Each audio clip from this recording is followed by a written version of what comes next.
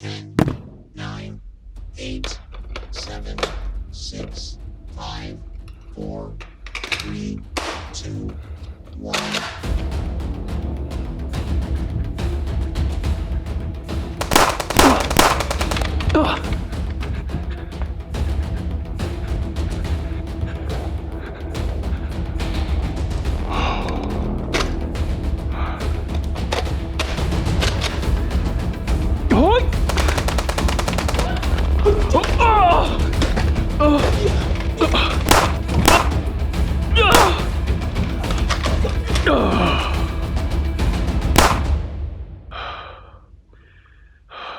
，Mission complete。Hello， 大家好，这是菠萝，欢迎来到一期的视频。今天我们来聊聊我手中的这台 Insta350于21年3月9日，也就是今天所发布的第二代拇指相机 Insta350 Go 2。先声明一下，这台相机是 Insta350几周前寄给我测试用的，但是我并没有收取任何的费用，也不是一期推广视频。今天的评测呢，我会结合我这几周的实际体验来聊聊这款产品的一些独特之处，它的各项优缺点、适用场景以及相应的购买建议。我们先看看它的外观，这次 Go 2的充电盒非常有趣，乍一看还以为是 AirPods Pro 出第二代了。盒子的正面印有Insta350的 logo， 右侧有一个10频开口 Type-C 数据充电口以及1/4寸三脚架接口。值得一提的是在我拿到的测试版固件下，这个 Type-C 接口目前只支持 Type-C 转 Type-A 的连接，使用双 Type-C 口的线是无法充电的。估计会在正式发售后通过固件更新支持。将充电盒从中间打开，就可以看到 Go 2的主体了。它的下方有一个可以显示拍摄信息的小液晶屏，以及2个按键用来切换拍摄模式以进行录制暂停的操作。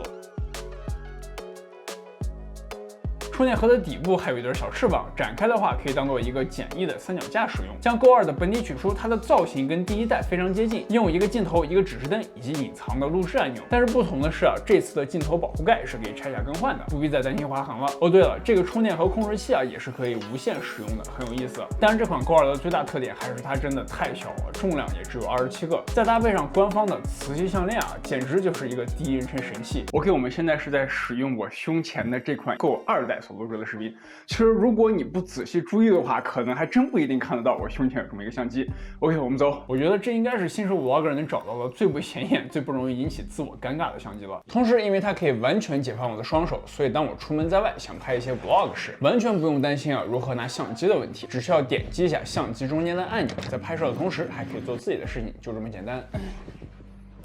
这款 Go 2使用了2.1/3寸的传感器，镜头光圈为 f2.2， 等效光距则为11.24毫米，属于超广角的范围，最多可以拍摄75 Mbps 码率的1440p50帧视频，以及1080p 120帧的慢动作升格。比起上一代的1080p 30帧，算是有了不小的提升。同时，上一代 Go 2我觉得最大的缺点就是疑似只能拍摄最长为1分钟的片段，很容易就错失想要拍的内容，有一种意犹未尽的感觉。而这次的第二代 Go 2通过在散热以及软件上的优化，在我的实际测试中，在使用具有 Flow State 防抖的超级录像模式时，在室温23度的情况下，我进行了4次测试。在相机完全冷却的状态下，最多可以连续不间断的拍摄10分整的视频。而如果相机处于稍微温热的状态，则可以拍摄8分半左右才会过热终止。那如果只是使用基本防抖的普通拍摄模式，这个时间还可以在各自延长5分钟左右。至于总续航时间，我会在视频的后半段详细的聊聊。说了之前所提到的磁吸项链跟第一代一样，Insta350还附送了一个可以吸在玻璃等光滑表面的支架。如果搭配移动延时模式，可以用来拍摄一些沿途的风光。除此之外，还有一个可以夹在帽子、衣服上的小夹子。除了拍摄一些日常第一视角 vlog 外，还可以用来拍摄主子视角或者真人 CS 之类的创意视频。收音方面，现在是将这台 Go 2挂在胸前，在室外有一定风的情况下录制的测试音频。虽然这款相机因为大小的原因并不支持外接麦克风，但就我过去几周的使用情况来看我对这个机身的内置录音还是非常有信心的。总的来说，比我预想的要好很多。Go 2可以非常清晰地拾取拍摄者的说话内容，虽然音质还是不及一些外接的枪式麦克风，但是这个体积的差距，咱还要啥自行车呢？防抖方面，现在是手持走路时的防抖效果。最近我们这边在化雪所以外面真的是有点脏，所以我们就稍微的小跑几步，测一下它的跑动防抖如何。哎呦我去，满地都是泥。OK， 我们就先跑到这来说。哇，上面有个飞机。这个直升机，我不知道能不能拍出来啊，因为距离还是比较远的。除了手持以外，我也测试了将 Go 2挂在帽檐上的 POV 视角防抖。可以看出 Go 2对抖动的过滤非常出色，但值得一提的是啊，在普通模式下，它只提供一些基本防抖。要想实现效果最好的 Flow State 防抖，你需要使用超级录像模式，并且下载 Insta360的官方手机 App， 通过无线连接的方式在 App 中导出视频才可以。关于这个手机 App 啊，我之前在万儿的那期视频中已经聊过不少了，今天就不在这里重复了。有兴趣的朋友啊，可以点击屏幕的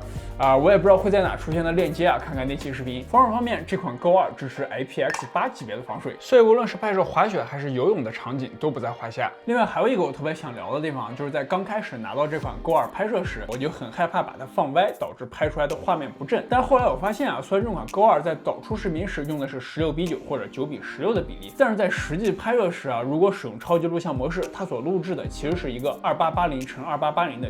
1:1画面，然后通过软件对于物体识别的定位以及机身陀螺仪的信息，再剪切成一个我们一般横屏或者竖屏的比例。也就是说啊，在前期拍摄时，你根本不需要担心它的倾斜角度，无论如何放置，在最终导出时，它的 Insta360 App 都会自动修正为一个水平的画面，极大降低了使用门槛。不过相反的，我也遇到过1-2次它自动识别错误的情况，导致我的视频缺少了一部分画面。还有画质方面，因为传感器以及机身体积的原因，在移动端观看还算不错，但是放到显示器大屏上的话，它整体画面的细节以及动态范围肯定是不如像万儿、GoPro 这些体积较大的运动相机的。一些场景会损失较多亮部以及暗部的细节。不过如果你是较为进阶的用户的话，可以使用 Go 2的 Log 色彩模式，搭配后期调色，得到稍广的动态范围。另外关于续航问题啊，我必须要说明的一点是，因为 Go 2的机身非常紧凑，在连续拍摄几分钟后啊，机身会非常的烫，所以除非你正身处于北方的冬季，否则我并不推荐大家直接将它拿在手中进行拍摄。我比较建议大家在一定需要手持拍摄时，将它放入充电盒或者磁吸配件中来进行拍摄。而且虽然单次充电可以拍摄大概25到30分钟的视频，并且搭配充电盒可以达到100分钟以上的总拍摄时间，但是在拍摄每一个5分钟以上的长片段后啊，你都需要让相机自己冷却个1到2分钟，才可以继续进行下一个拍摄。而且 Go 2是不支持使用存储卡的，机身内置了32GB 的空间。在我的测试中啊，2K 30帧的超级录像模式下，总共可以录制50到60分钟左右。所以这款机器啊，更适合用来记录你生活中的精彩片段，而不是像其他运动相机或者微单那样可以进行长时间的连续拍摄。当然，以上测试都是基于发售前的测试版本固件，实际的零售版本也许会有更好的表现。这里我想说明一下，其实以上这些不足啊，我认为大部分都是要将这台或者说这颗相机做到这么小的取舍与妥协。我只是觉得应该把这些机能限制准确的告诉大家，让大家对这款产品有一个正确的预期。那么接下来就到了这期视频的最后部分，试用场景与购买建议。就像之前所说的，这台机子定位为随手拍，而不是专业的摄影器材。它可以通过使用最简单的外设以及最少的操作来拍摄出在移动端观感还不错的视频画面。如果你的需求是用来记录生活、运动，主要分享平台为朋友圈、抖音这些手机平台的话，这应该是我见过的可以玩出各种花样、拍摄各种角度人称的最没有门槛、交互最为简单的相机。而且事实上啊，自从拿到了这台机器，我现在几乎每天出门都会带着它，没事就点击一下，随便录点素材，因为它的操作实在是太简单了，体积重量也完全不会为我带来任何负担。但是因为散热、存储空间以及画质方面的限制，对于想要进行长时间拍摄或者主要用于在大屏幕上播放的用户来说， Go 2呢其实并不能支撑一部完整作品的拍摄，它更多的是可以在你已经拥有主要拍摄设备之后啊，起到一定的补足作用。比如说在你的作品中插入一些它的独特视角，来让视频增添一份趣味。OK， 那么今天的视频就到这里了，感谢大家的观看，也谢谢Insta360寄来的这款非常好玩的相机。还是老话啊，如果你喜欢我的视频，一定要点赞、收藏、转发以及订阅我的频道。我们下期视频再见，拜拜。打上去了吗？他是打上去了吗？没事没事。我不知道他有子弹。